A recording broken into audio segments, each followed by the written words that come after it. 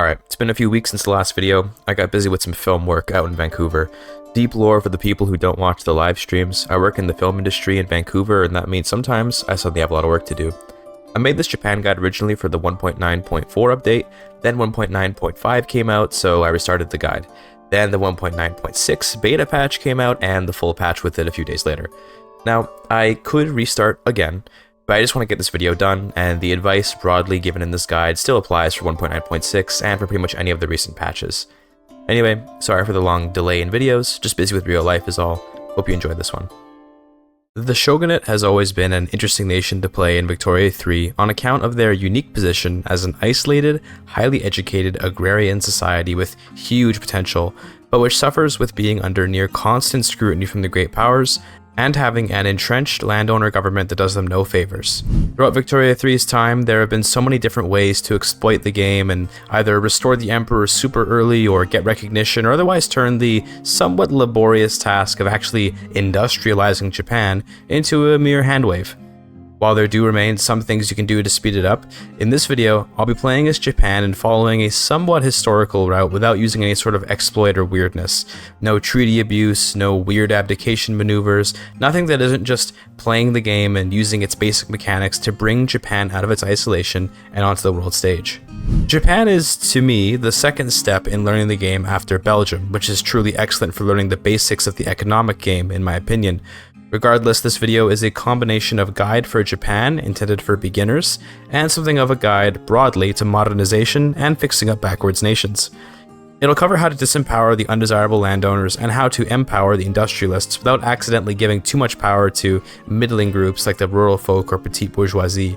I want to add here that although I'm not entirely ignoring the economic game, given how intertwined it is with modernization and politics anyway, I want to emphasize that I'm going to make a pretty lackluster economy in this video due to a combination of a skill issue and a closer focus on politics and law reform.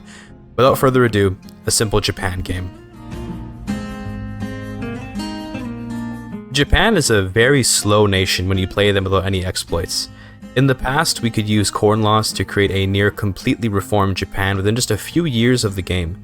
Corn laws was changed to give a market liberal to the petite bourgeoisie in 1.9 instead of the shogunate, so we can't use that strategy nearly as effectively, if even at all anymore. It would still be useful, but I'm choosing to eschew it for this guide. Instead, I'll use the more intended path for nation reform, which is the movement system. In Japan, we have an absolutist movement which will get in the way of any reform that we try to do. One theoretical idea would be to trigger a civil war with the absolutist movement and defeat it, which would immediately restore the emperor, significantly weakening the shogunate, but this early in the game, the emperor is also a member of the landowner interest group. It's not until 1867 that if you restore the emperor, you actually get Meiji, who is an industrialist. Anyway, now that I've gone over the strategies that we're not using, I'll talk about what we will do.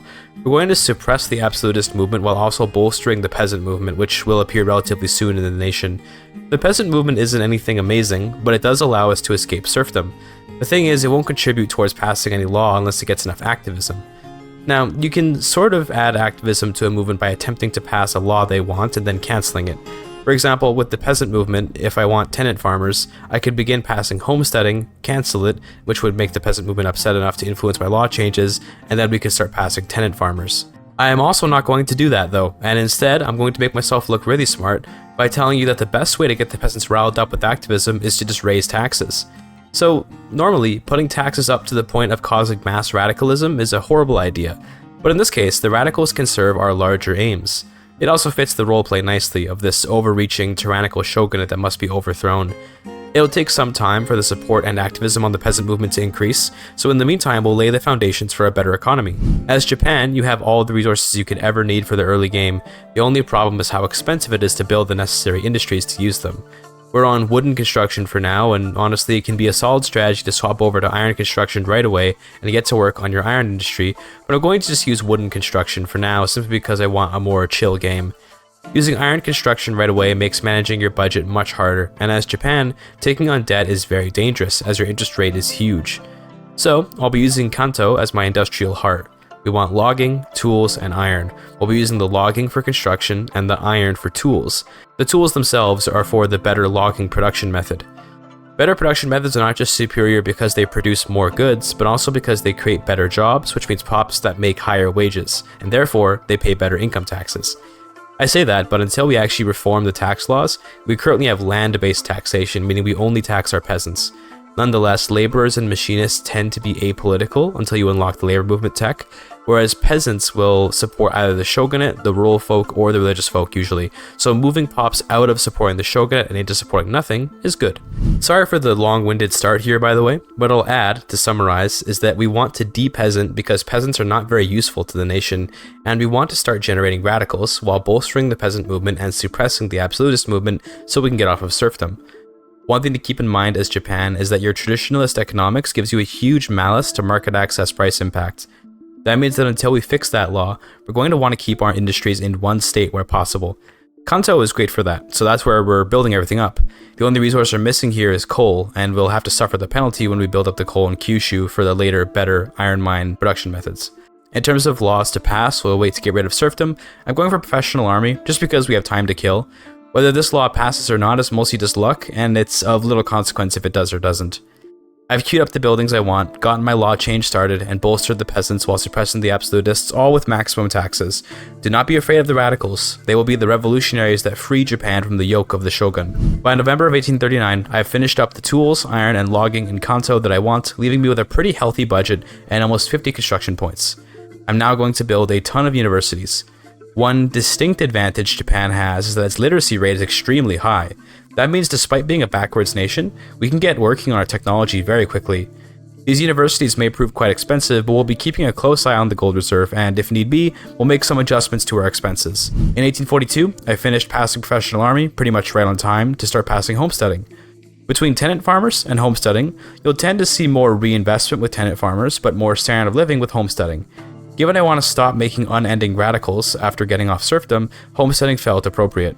The reason why serfdom is so debilitating is that the production method used by subsistence farms under serfdom produces 25% less of everything in general than when we use tenant farmers or homesteading.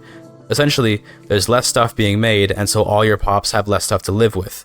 Peasants produce subsistence output which sustains them, and when we get off of serfdom, they'll produce much more for themselves and shoot their standard of living back up. This should, in turn, fix our radicalism issue at least for a little while. We'll still need to keep our taxes high to stop a debt spiral, so don't expect sunshine and rainbows though. I passed homesteading in January of 1844, which is pretty good. My budget is suffering though, and I decided in this playthrough that I had played risky, so I did not fix the deficit. In my mind, so long as we never bankrupt, this is no problem. In my head, I was thinking to eventually get a great power to take on my debt. Treaties were changed in the recent couple of patches though, making it much harder to convince a great power to take your debt. Basically what I'm saying is that when you play, I will not advise letting your budget spiral down like this, and instead, you'll want to reduce construction to be more appropriate for your budget. Once you get off of serfdom, it'll be some time before you can change any other important laws. The big prize is to get off of traditionalism, but other laws matter too. Things like hereditary bureaucrats aren't horrible, but as a tax capacity starved nation, appointed bureaucrats are very strong for Japan. Regardless, I'm still just building universities, but once I finished making them in 1846, I started up a tobacco industry. Looking at my budget, I need income, and one way to get it is to get my people hooked on smoking and then charge a consumption tax on it. It's not the most efficient way to make money, but it's all we've really got right now. As we build this tobacco, since it's government owned, we'll make some money off of it, but to be frank, with how inefficient dividends are for the government, it's basically pointless. I'll be privatizing everything I can so I can start generating capitalists, but tobacco will be purchased by manor houses and thus make more aristocrats instead. Either way, they will help me pay off my debt as they buy up my buildings, and I can collect the consumption taxes on the tobacco either way. Something relatively inevitable came up at this point, and that was a random great power deciding to open my market. This will pretty much always happen, and in my opinion, it's best to accept the demand. First of all, once your market is open, you'll get an event which significantly weakens the shogunate. Secondly, most of the great powers will be significantly more friendly to you. And third, the aforementioned event always spawns a modernization movement, which is pretty much perfect for everything we want.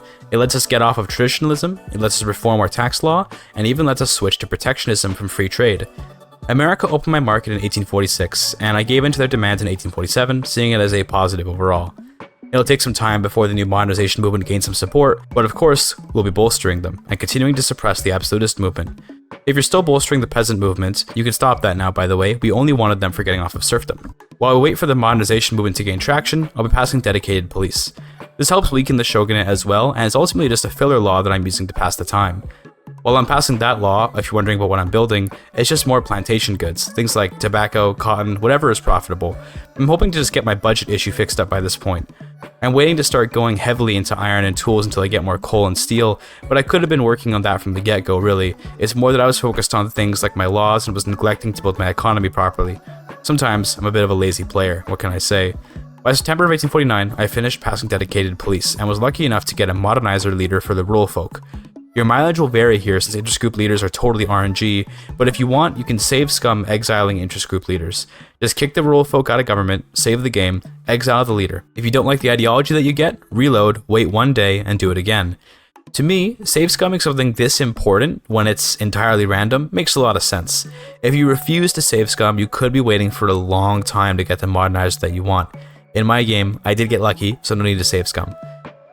So, I'm passing laissez-faire using my modernizer rule folk, and since we're on the topic, I'll talk a bit about laissez-faire and interventionism. With how LF has been nerfed by no longer giving a free company, it's no longer nearly as good as it once was, but it's still good for this particular scenario. That is, a scenario of a nation with a high deficit, high interest rate, and a weak budget. LF allocates 75% of your construction to private investment, and that means you can afford to make more construction without bankrupting yourself because your private sector will use most of the construction. At the same time, it cuts your interest payments down by 25%, so you can also afford to go deeper into debt without as much consequence. I'd say that laissez-faire is only useful in today's Victoria 3 for a mismanaged economy that needs to recover, in the sense that if you have a healthy budget and no looming bankruptcy, interventionism is nice because it lets you nationalize buildings and it lets you give monopoly charters to companies. If there's any situation to use laissez-faire though, it's definitely with a debt-ridden Japan. It'll probably take a while to pass LF, but once it is passed, we'll have about as modern of a Japan as you could want. We'll want to reform our tax laws after and maybe open our borders, among other much less important laws, but most of all will be recognition, which takes a while to get for sure. In 1850, we find ourselves with a Japan whose power is just beginning to grow. We're modernizing the economy and letting the pressure of the obviously failing budget go ignored. I'm starting to build up stuff that I'm hoping will have high profits, so that when I get laissez-faire, I'll have a strong enough investment pool that my construction sectors can actually be taken over by the private sector. To achieve that, I'm making some textiles. Since I built up a ton of cotton earlier, the textiles should do pretty well. I do have a standard of living crisis that's been going on for a long time now, so getting some clothes in the market should help fix that. When it comes to determining the profitability of things like furniture or clothes, it's important to note that consumer good consumption is more or less an ever-increasing number, but it takes time for consumption to catch up. Let's say you're making textiles and the profit predictor thing says that you'll only make like 500 pounds on the building. That might be true at the exact moment that the building is made, but afterwards the new clothes will see pops gain higher standards of living, and as such they'll begin to buy more clothes. When they buy more, the profits go up. You could also start trading since you've got free trade by now, but I wanted to keep this run simple, so I didn't really start doing any trading until much later. Aside from economic woes, we need to start thinking about recognition. The requirements to gain progress on the bar are to have top 50 standard of living, top 50 GDP per capita, voting rights, and a couple of other things, but the frank truth is that we're not achieving any of that stuff except for getting voting rights. The thing we'll be leveraging to get recognition will be embassies. Each great power that grants you an embassy gives you 1 progress per month towards the 200-point bar to get recognition. I'm planning to just improve relations with every great power that I can, in the hopes that each one will give me an embassy eventually. In January of 1854, I got laissez-faire, and this is a godsend for fixing my economy. First off, the lower interest rate helps delay the inevitable bankruptcy of the shogunate. Secondly, the higher market access price impact makes every single building more profitable since they can buy and sell goods for better prices across the board. Getting off of traditionalism is such a huge power boost. For my next law, I'm getting protectionism since I don't really like free trade, and once I have protectionism, I'll try exporting stuff and charging tariffs to help supplement the budget. It only took a couple years to pass, with protectionism entering law in 1856, after which I got to work on appointed bureaucrats. I want to quickly say that I feel kind of bad for how many years we're just sort of skipping over here, and I think it's important to note that explicitly because I'm not doing any crazy exploits or anything to speed up Japan's recognition and restoration, the game is quite slow. I'm just making buildings and waiting to get my laws set straight. In theory, we could start conquering overseas. I just need a navy to support my army, but ask yourself this: why? What do you have to gain by conquering overseas? Are you low on resources? No. Are you low on population? No. Do you need more tax revenue? You do need more tax revenue, but it'll take upwards of 2 decades to incorporate any state which doesn't have East Asian heritage, and you certainly can't conquer China or Korea right now. So before you consider conquering overseas, just think about why. When a European conquers a state in Africa or Asia, it's for dyes, or rubber, or silk, or some other hard-to-get resource in Europe. You're not missing any resources in Japan aside from rubber, but we're not going to be needing rubber for a long time. For that reason, we can really zoom in and just focus on just making use of what we have. I passed appointed bureaucrats in June of 1858, and you can see that thanks to all our new laws, my budget is almost fixed. We're paying a truly immense amount of money to interest costs, which is preventing me from getting out of this debt spiral, but we're so close. If only I could get a great power to take on my debt. Wouldn't that just be amazing, right? Well, it's much harder than it once was to do so, but it is still possible, to be clear. Regardless, I'm going to pass a new tax law now, and I'm skipping right over to proportional taxation. This tax law, in my opinion, is the best one. You can get an income tax and a dividend tax, meaning you can extract wealth from every wealth stratum effectively. With graduated taxation, you tend to miss out on a lot of money from the reduced income taxation, and it's not often made up for with the increased dividend taxes. By the way, I also got my first company shortly after starting the tax change, and companies are pretty important. I ended up choosing the logging company just because I wanted something with nice profits, and I can give it a tools charter to create a nice loop of logging and tools. I renamed the company to Gannon Patent Tools in reference to one of my channel members. If you want your name on a company in the future, consider becoming a member. Thanks. Anyway, back to companies. Japan doesn't really get its super good companies until the emperor is restored, so I'm just going into logging for now because wood is something I can use for construction. By getting a company to increase the throughput on my logging, I can make big profits there and reduce the cost of my construction in general. The added tools are a nice bonus, which will help further the profits on the logging camps as well. Conveniently, it was as I founded that company that I started up my steel industry. Steel is great for making my tools better, and for now that's all I'll be using it for. Later on, of course, steel becomes the backbone of many production chains, but one nice thing about swapping over to steel tools is the steel itself consumes much less iron than tool workshops do, so we'll see a dip in demand for iron. That can be the perfect opportunity to swap over to iron construction, which is way more efficient than wooden construction. That is indeed exactly what I did. You might fear that I will go bankrupt, and that's a reasonable fear, but I don't want my iron mines to lose all their profits. I need their money for the investment pool, so now that I'm using steel tools, we're swapping to iron construction. There's an interesting dichotomy with budget and construction. The more construction I have, the more I can outpace my interest by making new buildings that generate more credit limit and investment pool, but obviously more construction is expensive for the budget. There's a careful balance to be had between construction and deficit when you're deficit spending, how I am. And the truth is that I can't really explain it. You just sort of get an idea of how many construction points you can handle as you play. If you're new to the game, just be really careful and always build a little bit less than what you think you should. And as you get better at the game, consider just pushing the limit a little bit. Build a couple more construction sectors than you would otherwise. You'll get used to it as you play. To help with this new iron demand, I did create the Yankees Fan Metal Combine, which is the basic iron and lead company, which can be expanded to also handle coal. Once again, thank you Yankees Fan for being a member. My hope is that this company can become immensely profitable thanks to the new demand for iron after I change my construction methods, but also I want them to fix up the shortage and help stabilize my economy. Regardless, my budget is cratering now since I have a shortage of iron, but I'll be fixing that soon with some emergency iron mines that I've priority queued to get out as soon as possible. The Metal Combine company will buy them up quite quickly. This change in construction did coincide with my change to proportional taxation, which was passed in 1861. The budget certainly isn't fixed, but it's once again sustainable. It's time to pass some voting laws so I can start earning recognition. You only need as little as landed voting to count as having voting laws, but I'm going for wealth voting. You see, by now, I have some pretty rich capitalists in my nation, and I want them to start gaining power over the shogunate. My plan is to essentially elect away the shogunate and restore the emperor at around the same time as I earn recognition. Wealth voting passed in February of 1864, and with it came the first selection of Japan and work on public healthcare. While the religious folk are still powerful and the industrialists aren't, I want to use them to skip straight to public healthcare. The real power behind public healthcare is not necessarily that it just increases SOL, because SOL is only useful insofar as it does something to benefit your consumption or your birth rates and so on. While SOL does help with birth rates, it does not increase consumption since that's tied to wealth, which is a highly correlated but not identical stat to SOL. Instead, the power of this new standard of living boost is that I can get away with higher taxes without making everyone radical. I'm still going to need humongous taxes in order to survive my deficit, and radicals could kill me with their destruction of tax collection efficiency. Back to recognition and voting though, thanks to our new voting rights, we can start accumulating recognition points with some embassies. I'm planning to get an embassy with Britain and Russia, which are two nations I've managed to get good relations with. The embassy gives one more progress on the bar per month, and each one gives an additional point. With 2 embassies and voting rights, I'll be able to get 2 points each month towards recognition. That means 100 months, which is just under 9 years.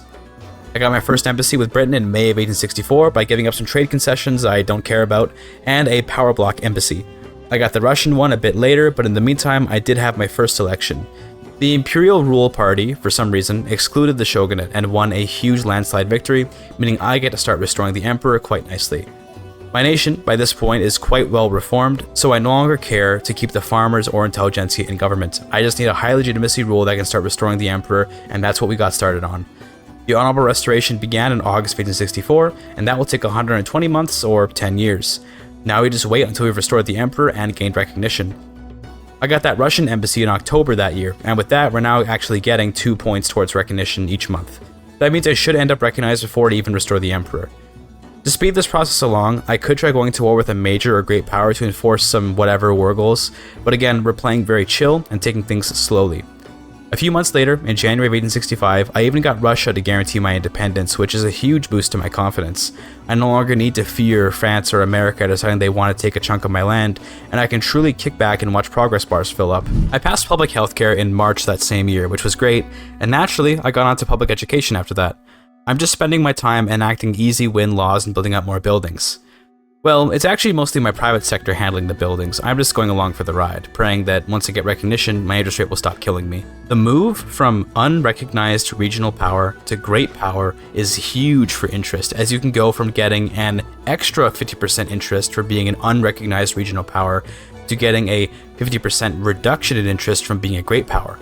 That's an effective change of 100%, and when combined with laissez-faire's 25% reduction and the petite bourgeoisie's interest group trait that gives another 20% reduction when they're powerful, we can go down to a 95% interest reduction. In essence, that is zero interest. It'll end up being something like 0.6%, which is basically nothing. Nonetheless, I feared that I wouldn't be able to get recognition before bankruptcy hit, so I started looking into getting a great power to take on my debt. Turns out Britain was surprisingly willing to, likely because they saw me as a good friend and a future member of their power bloc in theory. They also didn't see my debt as particularly large, so in July of 1870, I made an agreement with the British. I promised no tariffs and no subventions on various goods. I promised not to trade with the world market, which I already wasn't doing anyway thanks to my zero trade centers, and I sold them a ton of tools. In return, my debt was taken away, and suddenly, I had a positive balance for the first time in a very long time. Now, imagine a world where you've been struggling to pay off your debt for the entire game. What would you do the moment you escape that debt? Would you build up a gold reserve and try to stop yourself from making that very same mistake again? Maybe you would, but me? I just added more construction. Debt is only bad if it causes bankruptcy, and in my case it did not, so why should I fear debt? The real answer is that my interest rate is going to go from like 15% down to less than 1%, so I know that debt is now quite safe. Huge thanks to Britain for taking on the debt, by the way, super cool of them. For your playthrough, I'd highly recommend not spiraling as hard as I did because it's easy to lose track and end up bankrupting, and it's not exactly common that the AI will take on your debt anymore. In the past, maybe, but now, it feels almost impossible at times. I expanded up to 200 construction points in August of 1872 just before getting recognition, and my economy started to really blow up from this point. More construction means more buildings, and that means more goods and just more everything.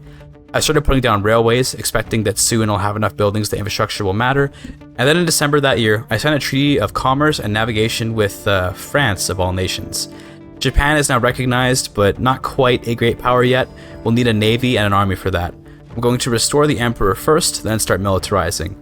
I continued building up the nation and even added more construction while waiting, and you can see how insane this new construction is for my nation by the fact that my GDP has ballooned past 40 million in just a year or so, and that my SOL has soared up to 10.4, although that is aided by my healthcare. Emperor Meiji was restored in August of 1874, and now we've basically done everything that needs to be done for Japan to become top great power in little time. From here, we'll be pursuing conquests in Korea and China and aiming to overtake the world's great powers. It's time to show the world what Japan is capable of once they escape their isolation. From this position, you're free to put Japan to whatever grind you want. Do you want to just keep building your economy? Go for it. Do you want to start conquering Africa? Sure. You could also go down the more historical route of conquering Korea, Manchuria, and parts of China, which is what I'll be going for. It took me 4 real-life hours to get to this point, which is to say that I've been sitting here mostly just queuing up buildings and watching random law pass chances come and go, so definitely feeling ready for some war. I want to be clear that it's not boring to sit and make buildings because the game provides enough motivation to do a good job of making those buildings that I'm still invested in my build. If you're using this video as an actual economy building guide, it probably would have been best to swap to iron construction much earlier while also building fewer construction sectors, but it's okay. This video's purpose is how to take Japan down a path of reform without doing any crazy stuff. In that sense, I think it does quite well. A few years of immense deficit spending later, I hit 1880 with a GDP of 52 million and great power status. You can see now that my interest rate is less than 1%. Debt is meaningless. Spend, spend, spend. That's all I care about now. In terms of what I'm waiting for before invading Korea, I'm just getting all the new military tech. I want ironclads and monitors, and I want skirmish infantry with shrapnel artillery. Because China only really suffers under their opium addiction for a very short period of time in this game, their gigantic army of irregulars quickly become a gigantic army of at least line infantry, if not eventually skirmish infantry too. It's actually very difficult to conquer Qing on account of this, so I'm planning to make a gigantic army and navy to get this done. By the way, Meiji's heir, the later Emperor Taisho, was born in August of 1880, and he's got a very dapper top hat right from his birth. Very cool, Emperor Taisho. I should also add that I had created a power block some time ago. This is the Chrysanthemum Pact. It's a military treaty which I'm using for the additional training rate and for reduced maneuver cost in wars. Training rate is a very powerful modifier that makes your barracks and naval bases hire people faster, so you can take losses in battle and replace them with speed. The maneuver cost reduction makes it easier to stack on more war goals into one war, and should let me attack Korea for the full conquest of the peninsula and liberate Manchuria. I started up an actual trade center in March of 1881, and I'm just doing this since it feels like it's what I should be doing. I'm not actually planning to engage in much trade. Japan is certainly well poised to become a world trade power, but I simply don't want to take them down that path. Japan can happily run a totally domestic economy if it wants to. I got to work on creating my dream army and navy around September that year, with a ton of naval bases and barracks queued up. You might see my budget in deficit and be scared, but it's okay.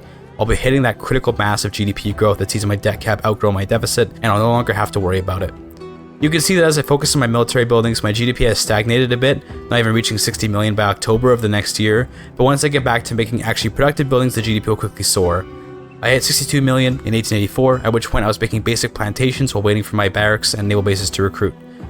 It was shortly after that that I began my war with Qing to conquer Korea. You'll see that I'm still making barracks, but only because I want an even larger army, not necessarily because I'll actually be needing them. I've got better technology and the advantage of a Russian ally to help me out against China. In this war, I'll more or less be enacting a historical Japanese invasion of Korea and China, but in one big war. Historically, Japan first subjugated the Korean Empire instead of outright annexing them immediately, but whatever. Japan also gained significant influence over Manchuria, puppeting a client state there, but in this case I'll be genuinely liberating Manchuria and inviting them to my power block later as actual friends instead of puppets. The war broke out in August of 1885 and I immediately went for an invasion into Korea. Weirdly, Russia and Qing had no front, but I genuinely don't understand why. They clearly have a border, but it just isn't forming a front? Oh well, that won't stop me. Landing in Korea was pretty tough. I was sort of relying on the Chinese units being stuck on the Russia front, but given that the front does not exist, I instead had to face the brunt of the Chinese and Korean force. At one point, Russia did a land invasion, as in the kind of thing you do with people you have military access through. See, that's confusing to me. It really is. Regardless, what is there to really say about the war? Russia occupied Manchuria, I occupied Korea, eventually, and after some time, Qing backed down. With that, I have conquered Korea and will add Manchuria to my block in good time. We're not done the run, but I've now more or less accomplished what I had in mind. Nonetheless, I want to show the power Japan has once they do reach this point. I hit 90 million pounds of GDP in March of 1889. I am quickly catching up to the other great powers and soon surpassing them. As an example of further conquests you can make as Japan, I had mentioned Africa before, and although by this point much of Africa has been taken, I saw that Madagascar was available. Madagascar is nice for its rubber and available plantation goods, but obviously as Japan we have plenty of our own plantations. In fact, most of what I've been building has been plantations, and it's basically because they're just really profitable. Most plantation goods have a lower possible profitability than proper manufacturing industries, but they cost very little construction and quickly make pretty good profits. As your standard of living starts to increase, you'll find yourself wanting more than just plantation goods though, and so I got to work on expanding my steel and tool industry while invading Madagascar. I even crossed the 100 million GDP club around that time. I also got the Manchurians into my block in March of 1890, giving me pretty much historical Japanese borders, but a few decades early. Manchuria and Korea were conquered in the 1900s historically, with Manchuria being invaded as late as the 1930s, but you know, it is what it is. One thing I wonder about is like, if we were to compare Victoria 3 to history, at what point do you think Japan gained recognition in real life? Was it the Russo-Japanese War, wherein Japan defeated Russia and enforced war goals on them? They had an alliance with Britain at the time, so maybe that was their 50 relations great power that granted them recognition. I'd put it on that war, I think, but I'm just yapping, whatever. I started a war with Qing again in August of 1892, looking to conquer even more Chinese states. This war was even easier than the Korea one because I've got trench infantry by this point, and landing craft, making my naval invasions much easier. The war ended quickly, July of the next year. I conquered a significant number of Chinese states and liberated Shandong and Yue, who I will naturally bring into the power block. One distinctly important aspect of using laissez-faire is getting the investment pool to increase, so that you can take advantage of that 75% private construction allocation. As I've been making new industries, whether rural or urban, they've been making me more and more profits, and so my construction is becoming more and more private. Laissez-faire certainly isn't as powerful as it once was, but it sure is fun to not have to think too much. I haven't provided much useful commentary about my building queue, and that's because, first of all, this video is oriented around nation reform, but second of all, because with laissez-faire, I can do exactly what the law says, and indeed, let it do. By 1897, I was feeling close to the end of the campaign, but I have one more little surprise for you. The observant viewers may have noticed that my game checksum says the game is modified. This is not my attempt at hiding a modded game to cheat or something, but instead, it is for a mod that I've created for Japan. I founded a new company called Tajima Beef in June that year. It's a company which produces Wagyu beef, and it runs with livestock ranches, rice farms, and groceries to produce the Wagyu beef prestige good. I don't know, I felt inspired to make a relatively simple mod and added this company. The thing is, this isn't all the mod is. Sometime after founding the company, you'll get the Proliferation of the Black Bull, which is a journal entry about expanding the Wagyu industry in a state where you make a ton of beef. I didn't end up playing long enough to complete this journal, but basically you make a huge livestock ranch and keep it subsidized for a while, and it'll add a state trait to your state with the largest livestock ranch on it. The trait adds a bunch of throughput on livestock, and that's all. Nothing complicated, just some light flavor for a company. When I gave Charters of Commerce a 9 out of 10 instead of a 10 out of 10 in my review, it was little things like this that kept me back. I think that giving companies just a little more flavor, whether that be in the form of little journal entries or making executives actually matter, would have been the ultimate cherry on top to make the DLC perfect. I made this mod to give a little glimpse into what I had in mind. This mod is simply called Wagyu Beef, and it'll be published on Steam when this video releases. Check it out if you'd like, thanks. Anyway, I kept playing the game a bit longer.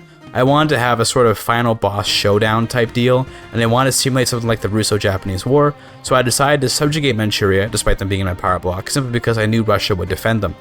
I'm going to kick Russia out of Manchuria and humiliate them in this war. The war began in October of 1898, and it happened at the same time that Russia was invading China. Very convenient for me. The war goals are to just conquer Vladivostok and the rest of the land around the Amur River. The war ended up taking a long time because the Russian army is so massive, but my superior army quality did lead to my eventual victory, as I pushed the Russian army past Lake Baikal in September of 1899. Something really interesting happened that I felt was worth showing, by the way. I had investment rights in Yue, who I released from China a while ago, and of course, my companies founded regional HQs there, sapping the Yue investment pool as they do. Thing is, Britain then conquered them, and you'd think that would be bad, but guess what? The regional HQs from my companies stuck around, and now they're sapping the British investment pool. Interesting strategy perhaps to put regional HQs in nations that you expect to be conquered by nations who otherwise would never grant you investment rights. Anyway, the Russian war ended in November of 1899. Shortly after that, I saw those regional HQs in UA get conquered. I continued playing a little bit longer, letting the game hit 1900 before calling it a day. This is a pretty okay Japan, but honestly, one which could certainly have achieved much more. Nonetheless, I had a lot of fun, and the purpose of this run is to show how actually reforming your nation works. If you've made it this far, the lesson I hope you've derived from this video is that suppressing the absolutist movement is really strong, and that you should be jockeying between political movements that have what you want. You should also better understand how to generate radicalism in your nation so that your political movements actually do something. But also, you can sort of cheese it by just starting and stopping law changes. This guide is more valuable than ever, considering that with patch 1.9.6 and patch 1.9.7, law change commitment treaties are much less effective. If there's anything I'll say to critique my own play here, that early debt taking I did really crippled me more than I think I realized. I wasn't able to expand my construction as quickly because I had to play more cautiously due to my spending, but at the same time, my spending was on construction, so who knows, I guess. As a sort of unintended but valuable lesson, always remember that debt only hurts if it causes bankruptcy. Sure, I edged bankruptcy for a bit, but I never hit it, so the debt didn't really matter. Before we ended here, I resigned as Emperor Meiji to put Emperor Taisho in charge because I just felt like it'd be cool. Taisho looks cool with his top hat and monocle. This guy is the father of the Showa Emperor, Hirohito, of World War II fame, and I actually don't know if you could spawn Hirohito in the game, but that'd be kinda cool. Hirohito was born in 1901, so it should be possible. Anyway, I hope you enjoyed the video. Thank you for your time.